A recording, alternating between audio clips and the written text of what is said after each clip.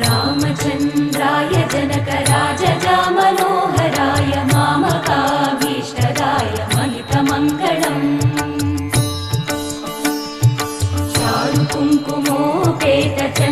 चारुकुङ्कुमोपेतचन्दनानुचर्चिताय हारकटकशोभिताय भूरिमङ्गलम् विमलरूपाय विविधवेदान्तवेद्याय सुजनचित्तकामिताय सुभगमङ्गलम् रामदासमृदुलहृदय तामरसनिवासाय स्वामि भद्रगिरिवराय दिव्यमङ्गलम्